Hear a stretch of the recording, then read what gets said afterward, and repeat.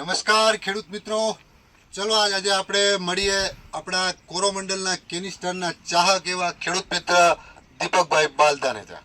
તો આજે એમની મરચીની અંદર આપણું કોરોમંડલનું પ્રચંડ કેનિસ્ટર અને ફેન્ટેક પ્લસનો અમને વર્ષોથી ઉપયોગ કરે છે. અને આ વર્ષે અમને કેનિસ્ટરનું જ્યારે થ્રિપ્સ અને કથીરીનું જ્યારે ઉપદ્રવ જોવા મળ્યો ત્યારે આ ખેડૂત મિત્રોએ આપણે દીપકભાઈએ કેનિસ્ટર ઉપયોગ કરેલો છે અને આપણું નિમાજલ જે 10,000 ppm આવે છે એ પણ એમને ઉપયોગ કરેલો છે.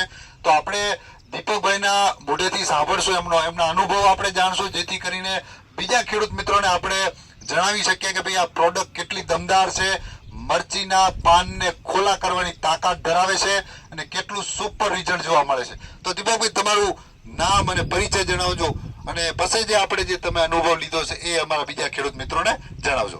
મારું નામ જોરથી બોલજો. દીપકભાઈ ભીખુભાઈ બાલતા, ગામ ગુંદાળા. મેં આજી વખતે ખાલી કેનિસ્ટર મારેલું હતું.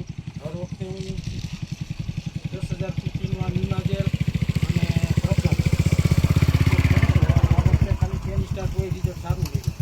બરાબર. તો કેનિસ્ટર તમે જ્યારે ઉપયોગ કર્યો, આપણું કેનિસ્ટર જે કથીરી, થ્રિપ્સ અને સફેદ માખી જે મરચીમાં આવે છે, જેના લીધે પાન એકદમ આપણા કોકડા થઈ જાય છે, જેના લીધે ઘણું બધું નુકસાન થાય છે અને મરચીનો પાક જે છે એ સૂર્યપ્રકાશ લઈ નથી શકતો, એના લીધે ઘણું બધું નુકસાન જોવા મળે છે. તો પ્રચંડ આપણે તમે જે કેનિસ્ટરનો ઉપયોગ કર્યો ત્યારે મરચીને પાનની કેવી પરિસ્થિતિ હતી? ત્યારે વધારે કુકળ હતી. કેટલા દિવસમાં રિકવરી થઈ ગઈ? એ 3 દિવસ. 3 દિવસમાં રિકવરી. અને 8 દિવસ રિઝલ્ટ લીધું, પણ હવામાનના કારણે બરાબર આપણું હતું એટલે ફરી પાછું એક વાર છાંટવું પડે.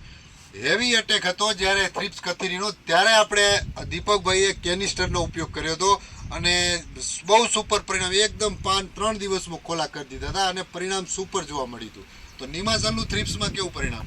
નિમાજલનું સારું છે, સારામાં સારું. તો દરેક ખેડૂત મિત્રોએ મરચીની અંદર અત્યારે કોરોમંડલનું પ્રચંડ કેનિસ્ટર અને આપણું ફેન્ટેક પ્લસનો ઉપયોગ કરવો, જેથી કરીને પરિણામ તમને પાન એકદમ ખોલા કરવાની તાકાત ધરાવે છે. નમસ્કાર.